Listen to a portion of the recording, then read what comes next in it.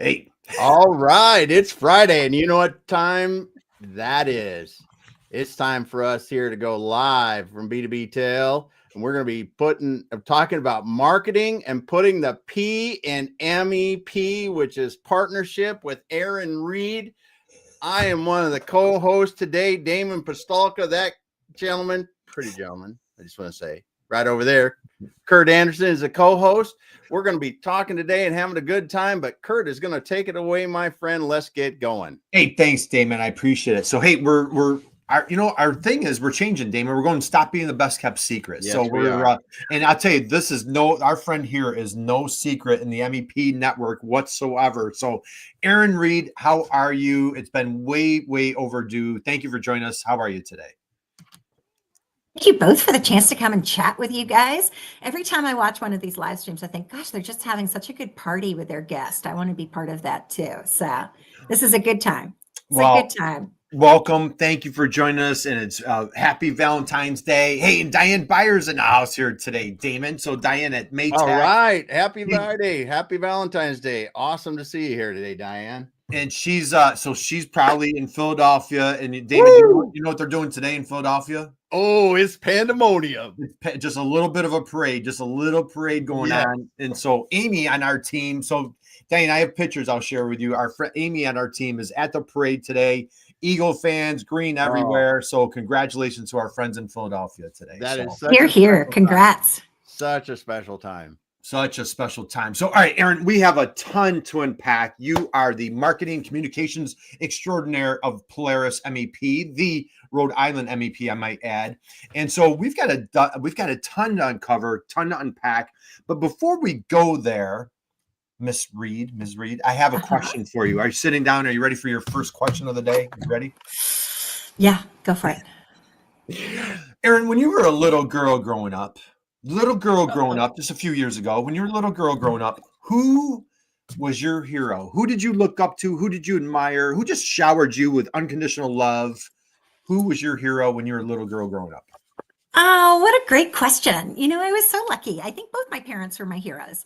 I had a really, really charmed childhood. My dad had gotten overseas with the Marines so he could pay for his undergraduate education at the University of Rhode Island. And he was this poor kid from Quincy, Mass. And then he discovered that he could speak Spanish like a native. And also he didn't want to live in the United States. So he and my mom got married and they just didn't live in the United States. They worked for businesses around the world. So I had this incredible set of heroes who always were just embracing life and travel and educating us and inspiring us and making contacts and friends everywhere. My father, my dad was pretty darn cool, I got to tell you. In his lifetime, he ran with a bull 17 times. Did he really? He took a one-man play to the Edinburgh Fringe Festival. And my mom taught English to people all around the world, which is why, and I feel like we do have to make some apologies. I don't speak like a Rhode Islander, but if you had ever heard somebody from Rhode Island speak, they have a bit of an accent that's like the bastard child between New Jersey and Boston.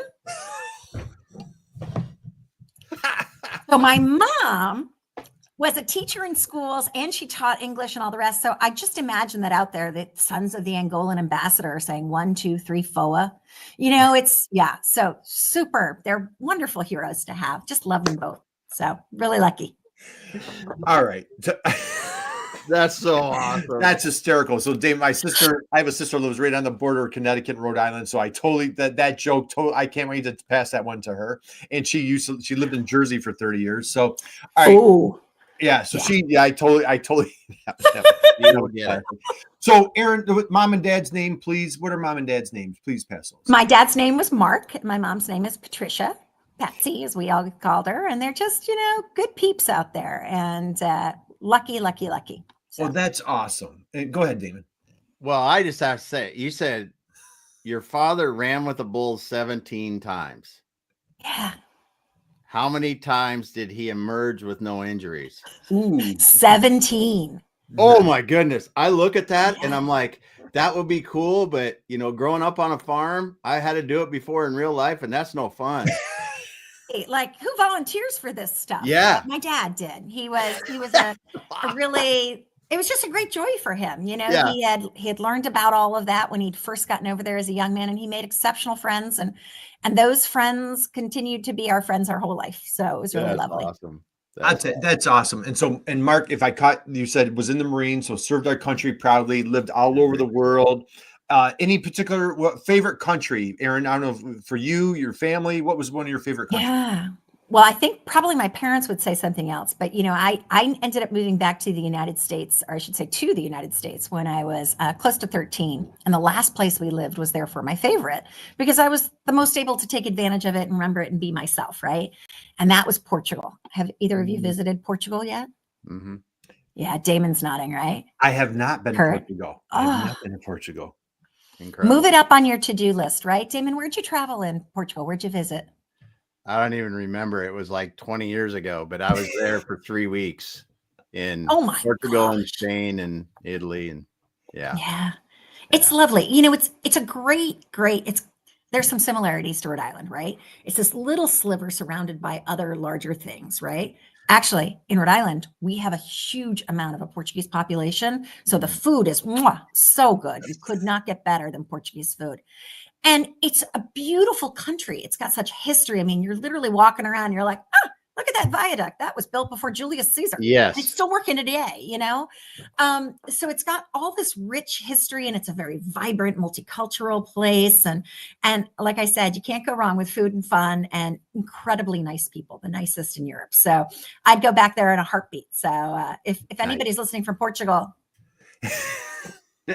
we had a guest not too long ago who was an expat who he and his family moved from Ohio to Portugal about 13 years ago and never left. And so phenomenal. Great to share there, Erin. So all right, let's dive in. If you're just joining us, we're here with Erin Read from the Polaris MEP. That is the Rhode Island MEP. If you're not familiar with the Manufacturing Extension Partnership, MEP that we're talking about, we're going to dive into that in 1 second.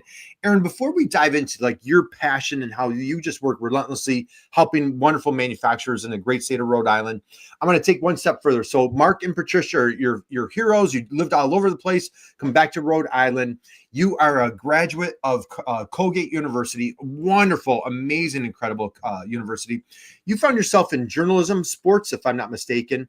Let's go through, I want to go through like kind of like college days and like, let's lead up to like, how did you find bringing your superpowers, your talents, your skills into the world of manufacturing? But let's go back to what was going on in college there.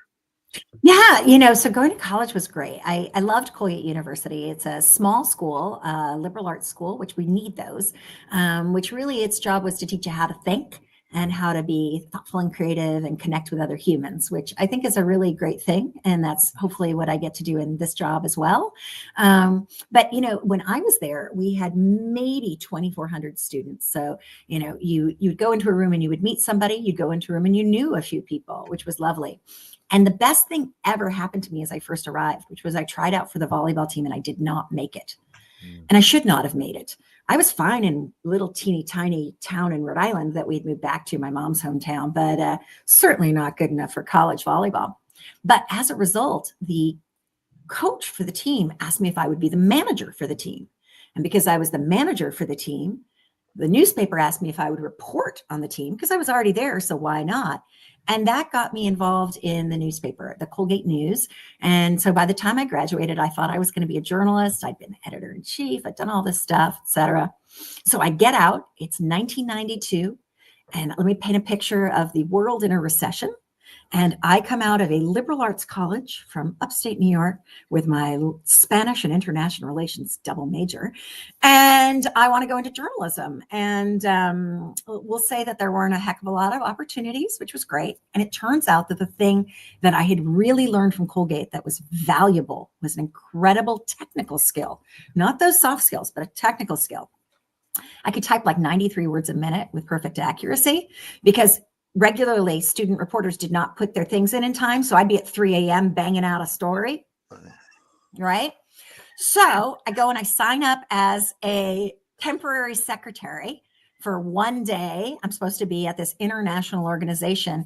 And I left 6 months later, having worked in several of the departments, including substituting for their PR coordinator while she was on maternity leave. And that said to me, don't be a journalist. if you want to tell stories, if you want to learn about things and help other people feel things and act on that information, be a PR person, be a marketing and communications person. So that's where I ended up. That is a phenomenal story. Yes. Gosh, one day turned into 6 months. Yes. I'm like a barnacle. Hold on. You so all right. So Erin, so let's go here. So you are now with the Polaris MEP. For any of our friends, family, folks out there that are listening, and they're like, you keep saying this MEP, and I kind of see underneath Erin there that Polaris. What is MEP? Could you please explain to folks who and what is the Manufacturing Extension Partnership, and how are you guys just making the world a better place? Aren't you fabulous? So, we are Rhode Island's Manufacturing Extension Partnership Center. And what's great is that means that we're part of a network of MEPs, one center in each one of the states plus Puerto Rico. And all of us have the same absolute mission. And that is, how do we make manufacturers in our state stronger, more competitive? How do we help them not only sleep at night, but reach the dreams they had the night before, right? That's where we're supposed to be, and we're supposed to be able to thrive. And so I joined Polaris MEP about 3 weeks before the pandemic hit in 2020. I came over as a consultant after a long career, right, in marketing. And I was supposed to be running like events, in-person events for them. I canceled them all. And it turned out that some of my other skills were helpful. But it was really funny because when I first Googled, because we live in Google's world, right? Googled Polaris MEP, and I'm like, this is really weird. Why is a company that makes snowmobiles and those horrible slingshot machines in Rhode Island as a nonprofit helping manufacturers? And it turns out we have nothing to do with those people. Right. What we do is we're like a North Star, Polaris, the North Star, right? And we guide manufacturers to the solutions that they need. And we do that through the power of this extraordinary MEP national network. And that means 51 centers, 1,400 plus experts, right? And then all the connections they have, so that when a client comes to us with a problem and says, I'm not sure how to get to this, we can say, we're here to help. And that's a really incredible gift, right? To have that position. Mm-hmm. Absolutely. All right. Absolutely love that. Damon, what do you got? That is one of the things I really enjoy about the MEPs is you could, if I was at the MEP today and someone came to me and talked to me, and it was something I had no idea how to help, how to solve, all I have to do is go out to the network and go, who knows something about this? And you will find somebody. It's amazing. It's amazing. It is. It really is. MEP network.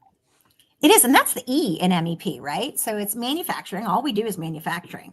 There's so many companies are out there and so many people are out there who are manufacturers and they don't even realize it, right?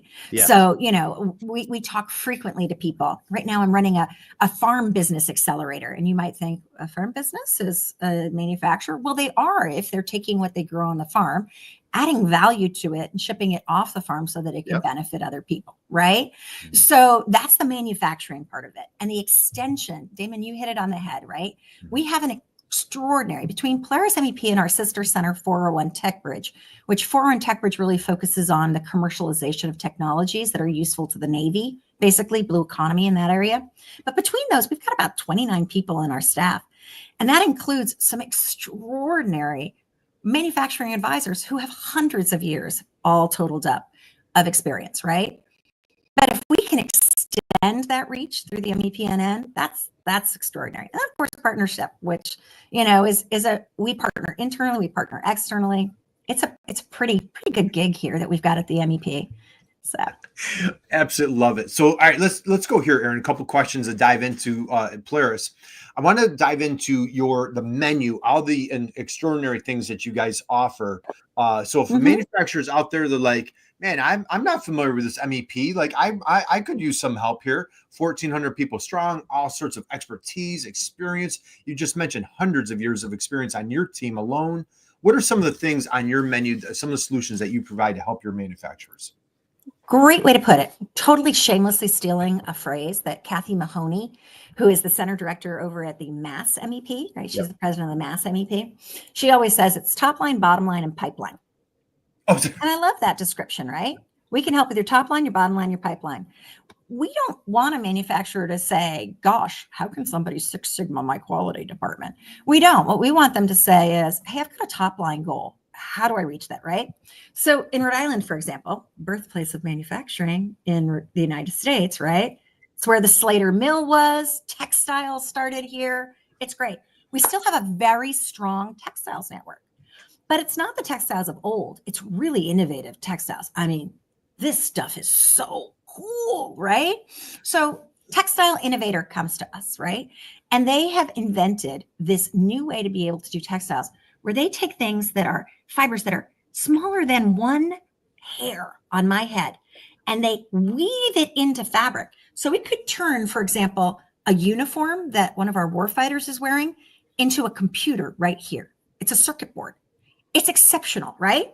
So they've got this great idea, but where do they go? Top line growth. How do they do it, right? So they worked with our team, but they also worked with our 401 TechBridge team because we were able to extend what they had, extend their reach, make some connections to them, right? For partners, help them apply for SBIR and STTR grants, get them the collaborators that they needed to kind of get this going through. And we gave them then operational training so that we could improve so they could get it out there, right? This is all top line growth, right?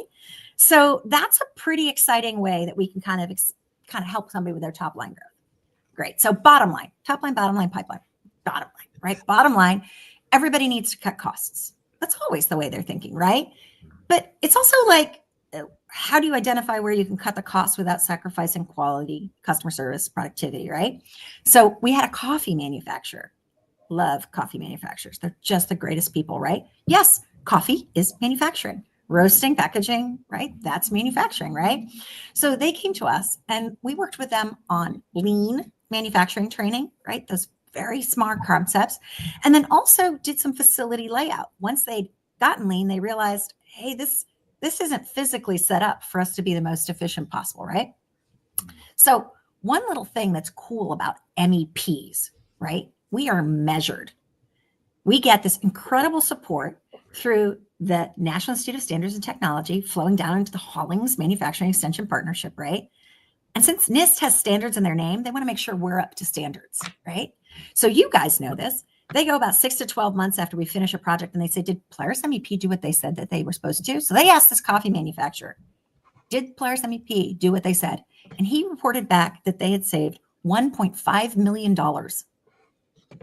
Wow. Now they're a company of 30 employees. I'm sorry, Erin. I'm a little older. I don't hear as well anymore. Like, can you repeat?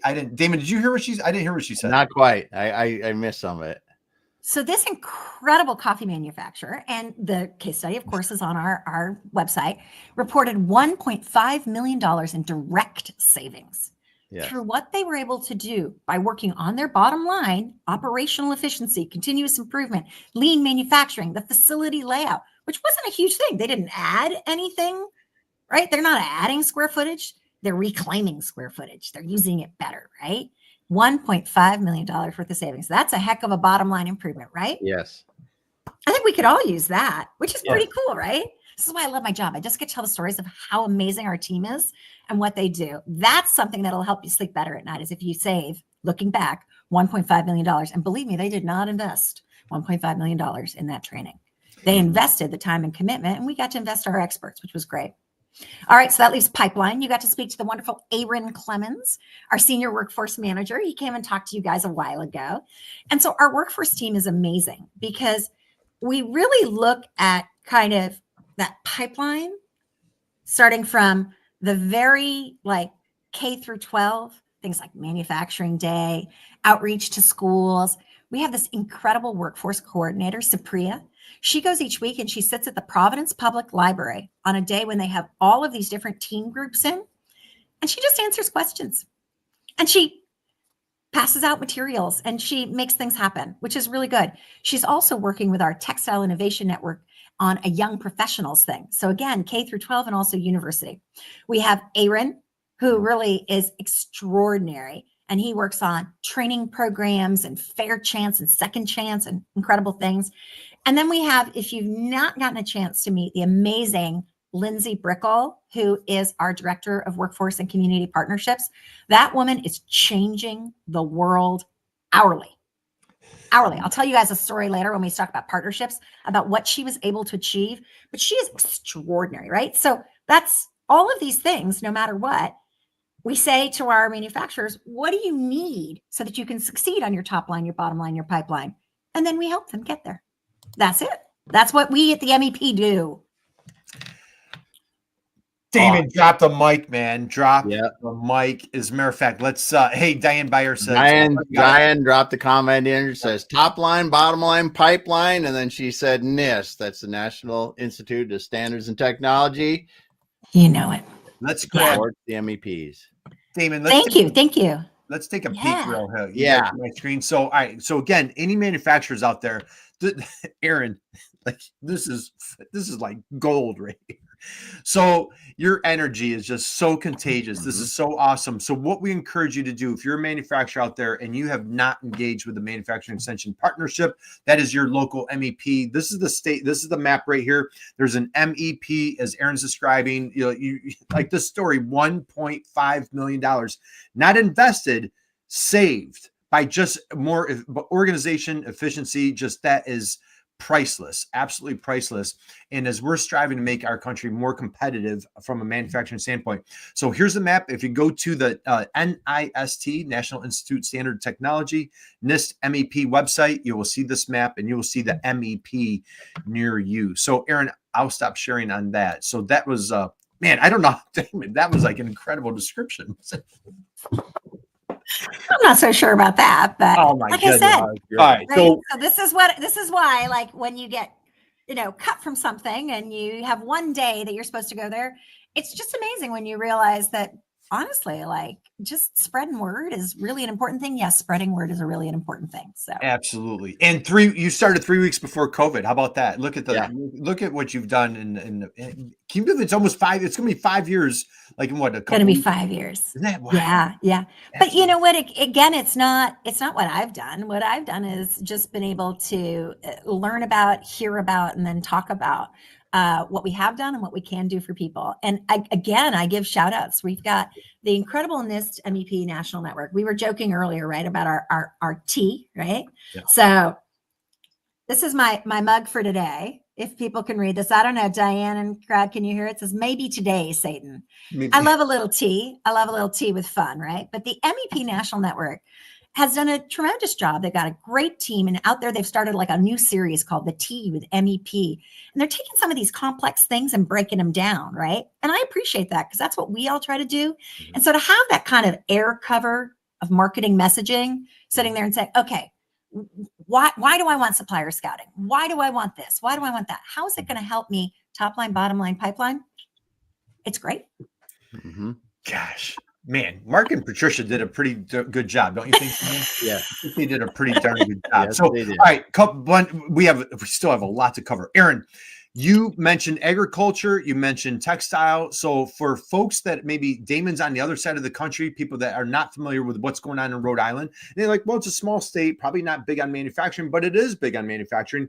Please dispel that myth and just share. You mentioned textiles, you mentioned agriculture. What are some of the other really exciting, cool things that are being manufactured in Rhode Island? Yeah, what a great tee up there. I appreciate that. Mm-hmm. So, what's funny is that when you look across the MEP National Network, right? We sit there and some states have just kind of traditional strengths in certain industries, right? You can't think of Michigan without thinking automotive, et cetera, et cetera. Rhode Island, for being such a small state, has about 1,500 active manufacturers. Now, I got to put a caveat on that because that's 1,500 manufacturers. That's fewer than are probably in Cook County, Illinois. Yeah. Like, I get it, right? But within those 1,500, we have literally every single possible NAICS code that you could have for manufacturing. So that means in our state and among our clients, which is really lovely, we have an amazing woman who makes kimchi. We have somebody who created the batteries that are currently in the Mars rovers. Wow, nice. Awesome. You could not get wider stretches of things, but they're all manufacturing and they're all innovative and working hard, right? We do have some clusters. We're an ocean state, right? So surrounded by blue, that means blue related manufacturing is very strong. Many of our manufacturers are metals and machine shops that are part of the really vital supply chain for building submarines, for building naval defense. That's a really important thing. Even some of our textile innovators are doing things that actually are part of the defense supply chain as well. Remember, I told you he's turning it into a computer. It's just so cool to see, right? So we have those. We also have a traditionally thing. I mean, I don't know. Are you guys old movie fans at all? Oh yeah. Well, we're old, but so we got that covered. We'll go with classic. I'm seasoned as well. So have you ever seen the movie High Society? I have. High Society, right? It's based at the Newport Jazz Festival. And off they go in the boat, the True Love. Why is that? Because we're surrounded by water. We got boats here in Rhode Island, right? So shipbuilding, and even more importantly, out of that, composites. The first advanced materials, right? Were composites. Very innovative, very forward, kind of future forward on that. That's a big thing. Textiles, strong. Only maybe 75 companies, but they're incredible what they're doing. Everything from your lanyard to, like I said, like there's a group called Cooley Group here. They have out in the desert in the Middle East with their textiles created something that's like a geomembrane or something. I could never kind of get all the tech right, but literally it's a giant multiple football fields wide thing that stores water in the desert with no evaporation and no condensation and no loss. In the desert, they're storing water with a textile made in Rhode Island. That's cool, right? Like, That's so crazy. Some pretty cool stuff there. We do have an amazing food system, right? So among food processors, we punch above our weight. I think it's not just because we love food here, and I'm not single-handedly the one or single-stomachedly the one who's responsible for their success, but rather we have this incredible university here called Johnson & Wales University, which trains chefs, et cetera. They come here, they learn, they don't want to leave Rhode Island. It's a great state. So they start food businesses. But more importantly, we have this incredible systems food business accelerator. It's called Hope and Main. And Hope and Main is extraordinary. They take what they call foodpreneurs and they help them take their ideas from concept to fledgling business and from fledgling business to a second stage or higher business. So it's really an incredible little cluster of companies. But yeah, those are some of the folks we have in Rhode Island. I'm sure that there are people who are going to be upset with me because I missed their area, but we get some life sciences that are going on and a lot of blue tech that crosses over all of those kind of little areas. So it's really nifty. Gosh, I tell you, there's a lot of cutting edge things going on in Rhode Island. This is phenomenal. Damon, Diane's got a couple of comments here for us. Yeah. She said USA manufacturing is so important. There are so many wonderful people working in the background to support them every day. And she said, thanks for being one of them. And then buildsubmarines.com. Yeah. So cool. Diane knows it. Yeah. That's a great group. And, we have two partners here in Rhode Island who are very active in that. And that's Sanidia and also UTIC. And they're doing some really cool stuff there. Yeah. And we've got a lot of folks who are inventing and everything else and going, like, especially underwater unmanned vehicles. That's the next area. And they're being built here in Rhode Island and invented here in Rhode Island. Man, very cool. It's just so awesome being on the forefront of all these exciting things, isn't it? And the geography lends itself to a perfect testing ground, right? You've got a lot of interior water that's still, it's ocean, but it's interior where you can test this stuff in a secure environment and just so good for that. And we've got a lot of smart partners here in the state and in the region who make that possible, right? And who are seeing the future of the blue economy and what we can do with it. And also all the companies in the supply chain, because it's really cool, right? I mean, it's super cool that Jaya Robotics has invented these little underwater, they kind of form as clusters, robots. They're so cool, the Jaya bots, right? Very, very cool. But they also need like the wires and the pins and the screws and the everything else to go into them. And we've got those as well, right? But between the state of Rhode Island, right, really committing to it, that's a huge partner. And then you look and you see, like, we have, the tech bridges. People are working together to make that happen. And that's what makes a success. You can't create, support, launch, grow an industry by yourself, no matter how good we are. It takes a village, right? And so that was a perfect tee up. We're going to dive into some of your partnerships. How about that? We ready to dive into some? So again, we're coming. We're at top of the hour. If you're just joining us, we're here with Erin Read from the Polaris MEP. That is the Rhode Island MEP. Strongly encourage and invite you, welcome you, connect with Erin on LinkedIn. She is just a phenomenon. Great friend, just a woman of high integrity, super passionate about manufacturing here in the United States. And so, Erin, let's dive into I'm going to take a peek at the Polaris website here. And let me share my screen and we'll go here, and okay. Do you guys see my screen? Mm-hmm. All right, so let's dive in. So again, if you want to connect with Erin, you can find her on LinkedIn. You can also find her at her website here. We're looking at Erin. So for someone just coming here for the first time, let's just kind of navigate a little bit. Just walk us through, and then we're going to talk about the partnerships that you've been mentioning that you really lean into that really makes the MEP such a vibrant success. What have you got going on here so far? Yeah. So, you know, what's exciting about it is that I love what you said through the MEP and with the MEP. That's a huge part of our value proposition. Every marketer knows that you have to have a value proposition, right? And for Polaris MEP, we don't build those slingshots. What we do is we build companies using the power of the MEP national network. And that's a really extraordinary thing to be able to do. And we're really all about kind of demand driven and what does the client need, not what do we want to push on them. So that's why it's always like find the right solutions to your challenges and get help with what you need, because that's critical. So if you look across the top, one of the very first things that you see is services, and our services group across improving, growing, and also workforce development. Again, that's basically bottom line, top line, pipeline. I'm a bear of very simple words here. That's right. You know, what is it? Pooh Bear of simple brain, little brain. That's me, right? But within that, there's a lot of different ways that we can skin a cat, right? So somebody could come to us and say, hey, my goal is to grow. And we say, oh my gosh, actually, you know what? If you put in a quality management system, trained up by our team, identifying the gaps, getting you so that you comply with ISO 9000 2015, you could actually pursue this growth area because you weren't able to even vie for those contracts before. You weren't competitive, right? So lots of different ways to get there. So we do try to get them to it. So, you know, it's lots of ways. Sometimes the smallest, most incremental changes have the biggest impact in long-term scalability and sustainability, right? Under programs, you're going to see that that's a good example of all the different things that we can kind of do, both around technology, innovation, pipelines, et cetera. It's a large list, but even if you look at that, you already start to see a bunch of partners kind of listed. So, you know, no matter what, that's a thread that we put through, kind of going through our results. We are measured on our results. So there's a lot of videos there. In fact, remember I mentioned the Hope in Maine story, right? Hope in Maine, which is this incredible food business accelerator. So we have this marvelous, marvelous project manager. That's what we call the folks who do our business advising, right? His name is Nathan Bonds. And Nathan is passionate about food businesses and has developed this lovely, lovely partnership with Hope in Maine. So he actually teaches one of their courses when they have clients first come on about standards and flows, et cetera. And if you went to our results section, you'd see a case study that's all about a company called Buppy Pets. And Buppy is because it was good enough for a baby to eat, but you'd feed it to your puppy, Buppy.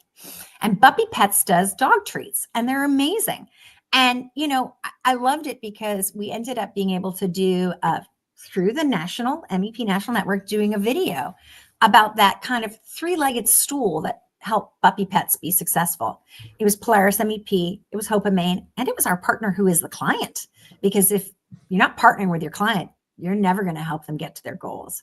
So yeah, we've got a bunch of things in there as well. So those are kind of the main highlights that we go around. A lot of different things. We try to really tell that story as much as we can of how they got success, because I'm hopeful, right, that somebody will look at it and go, oh, I can get that too, right? That's a problem I had. I relate. Excellent. Awesome. Okay, so I'm going to come back to you guys. Hopefully, I won't. All right, there we are. I'm always like worried I'm going to like close up my. So, all right, let's go over here. So, Erin, I'm going to pull up. All right, so again, go to Polaris MEP website. There's all sorts of case studies. We mentioned what's on the menu, all the services you provide. You can tackle lean. We talk about floor layout efficiencies. You do marketing services. So again, I love do it. Cybersecurity. We do a lot, actually. That's a big topic now. You know, and it's so critical. There is nobody who is safe, right? And, you know, especially as we are balancing achieving the efficiencies and the potential of some automation, and especially the potential for taking somebody who has extraordinary skills and talents and having them stop doing the things that a machine could do, so that they can go do the things that only they can do, right? Yeah. That we want to make sure that we have that, right? But as you do that, you're connecting more of your machines, you're exposing yourself to more potential weaknesses. So we do a lot around that area, which is really wonderful. We also do a ton of leadership training, and leadership training at every level as part of career pathways, right? Mm-hmm. You've got somebody who one day they were on the line with their friends, and the next day they're supposed to be supervising their friends. They've never been given the skills to do that. Right. We can give them the training and the skills to do that. Yes. That's awesome. That's a huge piece. It's a huge piece in business because people are, display their abilities, and then that educational piece helps them become better leaders.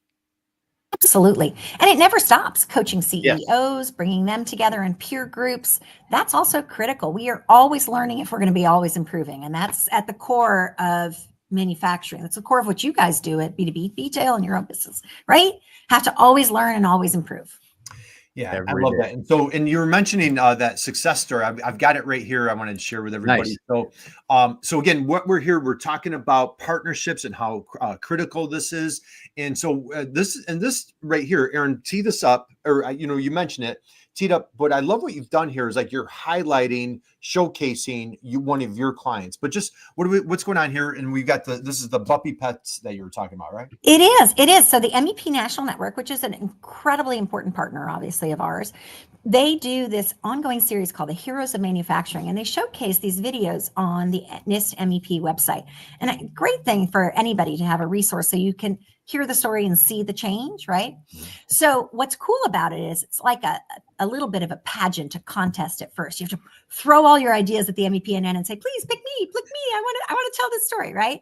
So we thought we had a pretty good story because our story wasn't just about how Polaris MEP helped a food manufacturing client. Our story was about how Polaris MEP, working with somebody who is an extraordinarily important local partner and driver of change in this ecosystem here in Rhode Island, and the client, all three of us work together. And so that's really what it was about. So one of my favorite things about this video is that I got to be there the day they were shooting it, and I got to talk to the Buppy Pets team. Now, like many food manufacturers, when Lauren got started, her number one employee is, can you guess it? Her dog. Her mom. Her mom. I can't tell you how many moms are not enjoying the retirement the way they thought they would. They're helping their kids achieve their it's so much fun, right? So I'm talking to the mom, and the mom's telling me, when Nathan first came on board, I hated him. I was like, what? Nobody hates Nathan.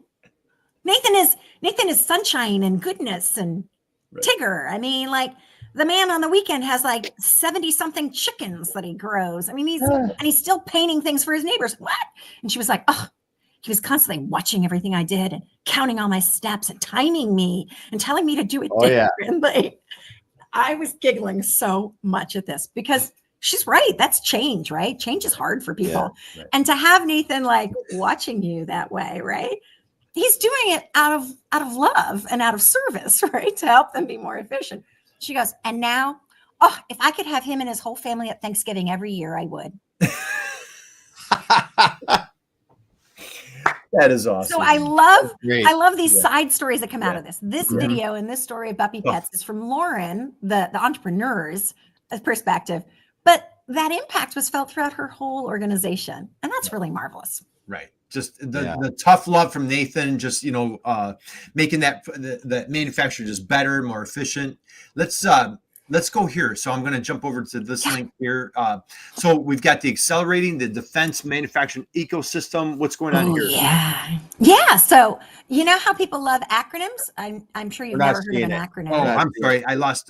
Hang on. We'll get it there. Right, Damon, you know how people love putting acronyms?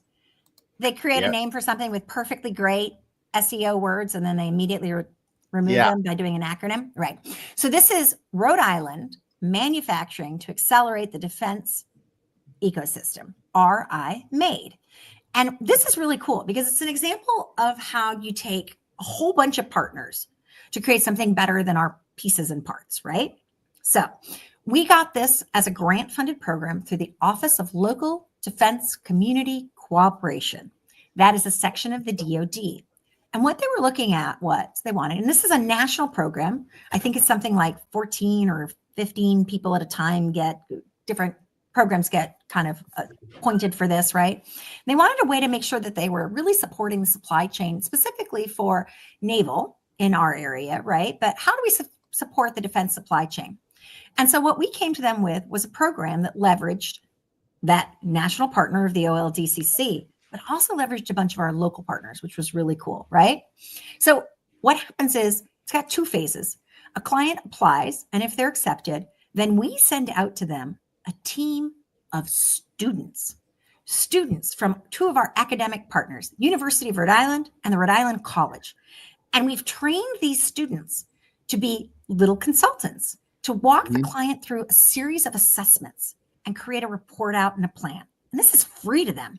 This is thousands of dollars worth of gap analyses and recommendations that are to that. So what are we doing with this, right? Top line, bottom line, pipeline. They're getting top line, bottom line recommendations in it. But the pipeline, you now have a team of 7 kids who, honest to God, have probably lived next to a manufacturer their whole life and claim they have no idea that there are manufacturing careers. Right. And now they're seeing a place for themselves in Yes. manufacturing careers. They want to work in it, right? It is incredible to see that. And it's something that we started at first just with the University of Rhode Island students. And then Rhode Island College is like, we want in too. So now we're working with Rhode Island colleges. We've even got some kids from Community College of Rhode Island. We're looking at, it's so neat. Several of our partner organizations have put some of their manufacturing, like their advisors, onto these teams, just so they can see how the process works, so they can learn more about manufacturing, so their organizations can in turn better serve manufacturers when they're working with them. It is so cool. We're getting great impacts from this. It's just nifty. In the second phase, after they've gone through that, very unusually, most grants don't let you buy equipment, but on this one, you could apply and get about $50,000 total to help do some of the investments that are recommended out of those assessments. It's really incredible. So definitely there's 3 kind of key areas that it looks at. It's really risk mitigation, specifically around supply chain. You guys know that's a really important part right now. Cybersecurity. Hey, there's my old friend. And also robotics and automation. So those are kind of the 3 main areas, but it's really cool. I love it. So we made this video. It's got the stories of both students involved and clients. That's one of our favorites, Chris Goodwin. I know we're not supposed to have favorites. They're all my favorites. Right. Chris Goodwin at Goodwin Bradley. Goodwin Bradley was actually involved in the making of the original like Sikorsky helicopter and earlier things. Yeah. And now they're, with our help and working with Polaris MEP, have reinvented the way they're doing things, and they're moving forward into the next era of innovation. Really cool stuff. Super cool. I'll tell you, this is phenomenal. I mean, like, and you're covering like all the things that you're checking, you know, you've talked cyber, you've talked about, you know, getting young folks excited about manufacturing. I mean, like you're checking off so many things on the list here. This is just phenomenal. Yeah. And then we're doing it with partners. Yeah. Bringing so many different people together in the process, right? That you wouldn't normally associate like that. Right. Well, and let's always have to do that because we don't have the capacity, number one, and we wouldn't be the best resource. So this is a good example. Thanks for bringing this up, right? Yep. So if we're going to be a partner, right? And that's the P is for partnership, manufacturing extension partnership, right? Partnering is a 2-way street, right? It can't always be send us your leads, send us your referrals, do this for us, right? It really has to be getting to know our partners and what their needs are and also what their strengths are. What do they bring to the table that other people have not had the opportunity to learn about, right? So the gentleman you see on the screen here with our fabulous center director, Matt Watson, is on the right, and that's Oscar Mejias on the left. And Oscar is the executive director of the Rhode Island Hispanic Chamber of Commerce. So since Oscar founded the Rhode Island Hispanic Chamber of Commerce, it is so fast growing. And they don't serve manufacturers specifically. They just serve Hispanic owned or led businesses in Rhode Island. Many of those are actually makers and manufacturers. There are incredible folks out there who are making foodstuffs, who are making jewelry, especially jewelry. Oh, I need to leave my credit card at home every time I go to one of these events. But all of these things, it's also a potential source of people for our pipeline, bringing folks into skilled jobs, high-paying, well-paying jobs here in our manufacturing. So those are 2 of the things that we wanted out of it, right? was leads for our projects and also leads for our training programs and our jobs. But what did he want out of it? What could he get, right? So early on, we really talked with Oscar and we said, okay, what is it you need? And he goes, number one, show up. Mm-hmm. Honest to God, Just 90% of partnering is show Mm-hmm. up. Show up and then amplify, right? So that is a great way. And then listen. So maybe a year ago, I'm standing at, a Latino women in business thing, and I'm listening to Oscar talk. And Oscar is talking about how they really want to have an extra emphasis on making government contracting more accessible to their membership this current year. And so afterwards, I'm chit-chatting with him, standing with our local SBA guy, who's a dear friend. And the two of us both go, Oscar, what's gonna help you do that? And he goes, well, I need a closer relationship with this, that, and the other. So that's what I did. Went back, fired off a bunch of emails to our other partners and said, Oscar needs a closer relationship. I'm going to create a meeting. It's the three of us. I'm not going to say anything, but you're going to get to know our good friend. How does that benefit our manufacturers? Well, any manufacturer knows if you're at the higher end of the food chain for the Build America, Buy America, and other things, you want a greater diversity of who can provide you with what, where it's coming from, keeping it local, reducing your total cost of ownership. You might not have realized there was somebody here in Rhode Island who could do that for you, right? So our manufacturers are benefiting always from what they get. And Oscar and his team are benefiting as well because they're able to provide a service and have more doors opened than hopefully they were before. We're going to keep opening those doors for whoever we can because partnering is a two-way street. That's the best thing. Plus, they are the best fun events to go to. That's awesome. That is phenomenal. Great food, great fun. Yeah. Well, and a great transition. So I love the theme. And again, Erin, the thing here, it's not just like you at the MEP or just, as economic developers, it's all about just building relationships, right? Mm-hmm. It's just all about just, all in it together. I'm teeing up this page for you. So we're kind of showing different examples, but again, we're on your website and you're giving a shout out to this vibrant referral partner, strategic partnership network that you have. What's going on here on this page? So, it's a wonderful thing because these are just kind of a highlight of some of our top level strategic partnerships. Mm-hmm. But I love the way that you said referrals too, right? I jokingly call myself a marketing mercenary. I'm the kind of person who's like, what are you going to do for me, right? Because at the end of the day, mm-hmm. I get judged by my business objectives for my MEP. Mm-hmm. My MEP gets judged by its funding partners, right? Mm-hmm. On whether or not it's delivered the goods. Mm-hmm. So we do things because they're the right thing to do, but they're also right for our business objectives and everything else. Mm-hmm. And so when you look at this, every single part of this illustrates that power of the partnership, the power of the P and MEP, right? Rhode Island Manufacturers Association is the trade association for Rhode Island. It's the NAM chapter here. Mm-hmm. The executive director there regularly talks about Polaris MEP and RIMA, as we call it, being two cars on a highway going to the same exact destination. Mm-hmm. We may not take exactly the same lanes all the time, but together we get to our goal. And only by the both of us getting there does the entire industry come with us. Wrighton is the Rhode Island Textile Innovation Network. We actually support that. We run their meetings, etc. Win-win, right? Marketing mercenary gets her leads. Most importantly, we get the deeper understanding. We get the deeper relationships. We can do direct matchmaking. All sorts of things to strengthen textiles because they are so important in this state, right? It's just, when you look at all these things, even like, again, we talked about food, right? Rhode Island Food Policy Council, Hope in Maine, all of these things, as much as we can come together to leverage their strengths, then that's how we pay off on our little slogan, which is what we want to say, that we are the resource for Rhode Island manufacturers. That doesn't mean that if you call me up every day and you say, I need somebody who can write a social media campaign for me, I'm going to say, great, member of my team will do it for you. No, member of our team, that's not where they're best suited. We're going to get you to the right partner, whether it's a vendor partner or one of these strategic partners to help you get to your need. Mm-hmm. Absolutely love it. So, all right, this is fantastic. And so, again, this is a great, if you're a private business owner, a manufacturer, creating, having that friends and family network on your website like this, I'll tell you, from an SEO standpoint, this is incredibly valuable. Just from a credibility standpoint, when you try to be everything to everybody, Damon, what happens? You are nothing to no one. Nothing to no one. So I love what you're doing here, Erin, is like you're teeing it up like, hey, this is where we specialize, but guess what? We have a nice, vast, robust network of other subject matter experts that if you need this, we've got, we have a guy or we have a gal that's going to help you move the needle because you're focusing on the top line, bottom line, pipeline, right? Yeah. And we always are welcoming new partners, and there are partners who might work with us on one thing and not another, right? Mm-hmm. So I'm thinking we have this extraordinary, kind of system that we have here.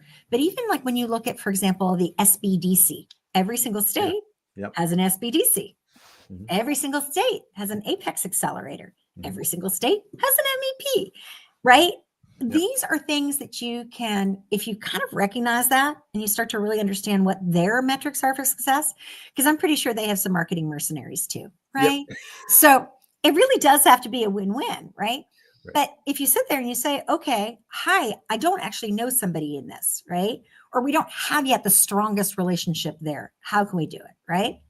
And then I cannot underestimate, I shouldn't say, I cannot speak more strongly and passionately about some of our governmental partners, right? Mm-hmm. The Rhode Island Commerce Corporation, we are so very, very lucky. That's our quasi-governmental economic development organization. Every state has one. Ours is exceptional. With few people, they get all of the effort together and they regularly bring us in. We all swarm, right? There's a wonderful food manufacturer. They need help to expand to the next level. They literally will bring in for that meeting ourselves, the SBDC, Apex, Rhode Island Commerce, so that way the client talks once, we all see it, we say, hey, you know what? Rhode Island Commerce, you guys are the best for making sure that they could use an innovation grant that comes from the Rhode Island Commerce Corporation for that, and make sure that they're set up for the tax benefits at the other end. SBDC, he needs some help applying for a little bit of a package through the SBA. You're the best at that. Yeah. Apex accelerators, we've got a municipal contracting opportunity here. You're going to do that. And if we're successful at those fronts, they have got to ramp up their productivity and their efficiency and their quality and get a food safety. That's us, right? Right. It doesn't dilute.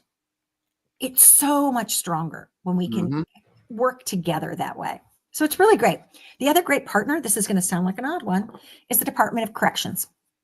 So you guys have spoken to other people, I'm sure, about Second Chance as part of our pipeline, right? I mentioned Lindsay Brickle earlier. She's our Director of Workforce and Community Partnerships. So she had this idea a number of years ago that based on the amount of demand we had specifically for CNC, computer numerical control train, we needed more people coming out. We couldn't just get it through a program that is incredibly successful that we have with the Community College of Rhode Island. We needed more. And there was this untapped thing.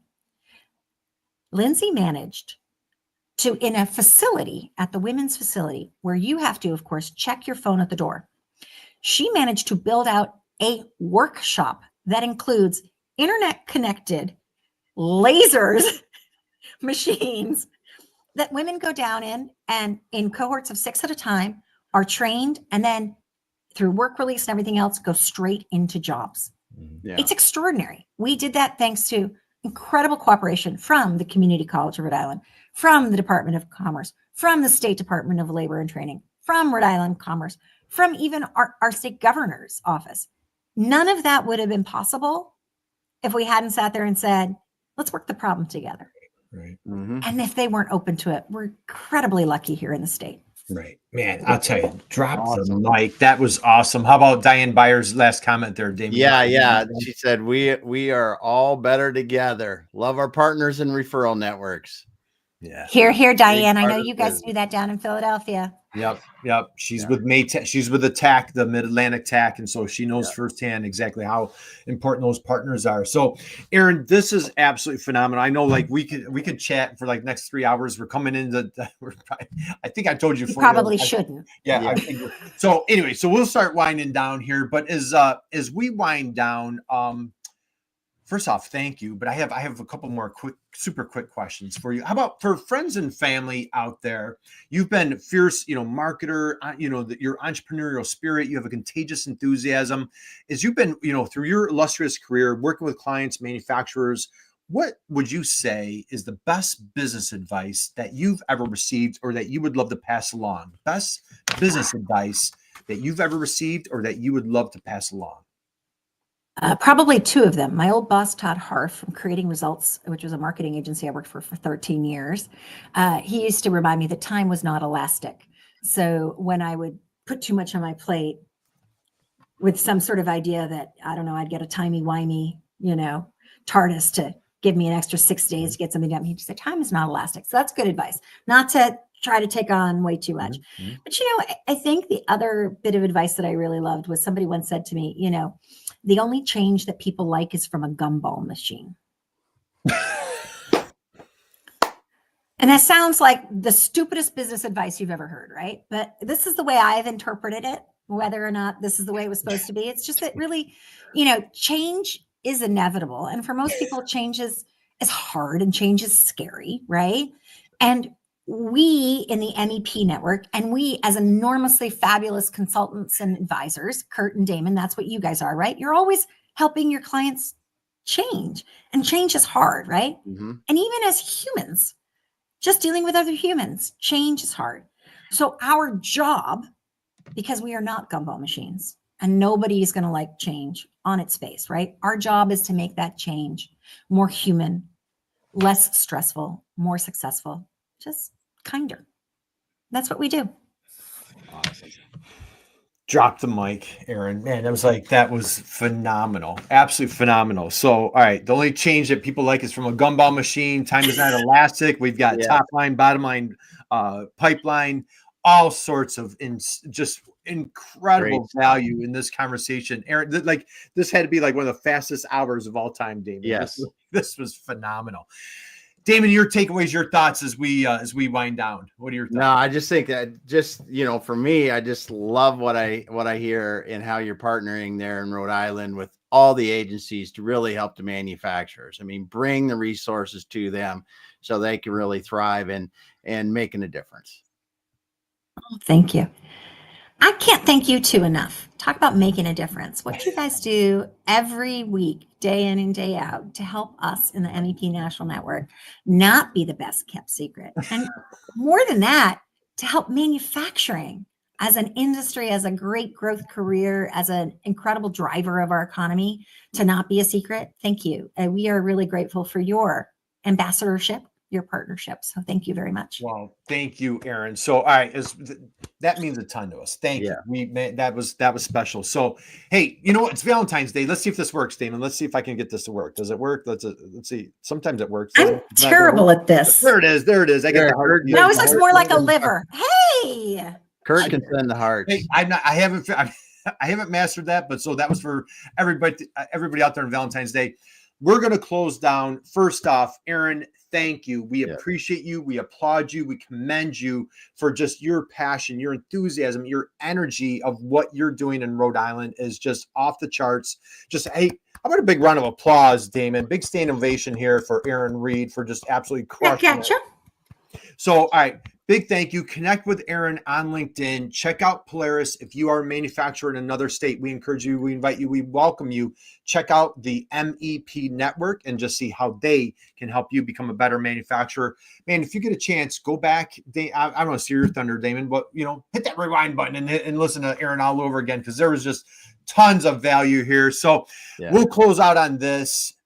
Just go out and be someone's inspiration, just like our dear friend Erin, and you too will make the world a better place, my friend. So, Damon, close us out. Erin, hang out with us for 1 minute, but Damon, close us out on this wonderful Valentine's Day. All right. Thanks, everyone, for being here today. Lots of great comments. And Diane, thank you so much for dropping the last couple of comments. She says, change is what forces us to get better and improve, or fold and be left behind. That's awesome. Awesome way to leave it. Like Kurt said, if you got in this late and you didn't hear all the wonderful things that are happening in Rhode Island with the Polaris MEP, go back to the beginning and start over and listen to Erin. Incredible information on the Polaris MEP and what's happening in Rhode Island. Thanks so much for sharing that with us today, Erin. Thanks all of you that are listening and didn't comment. We appreciate that you're here with us every week doing this. We will be back again next week. Everyone, have a great weekend. We'll be back.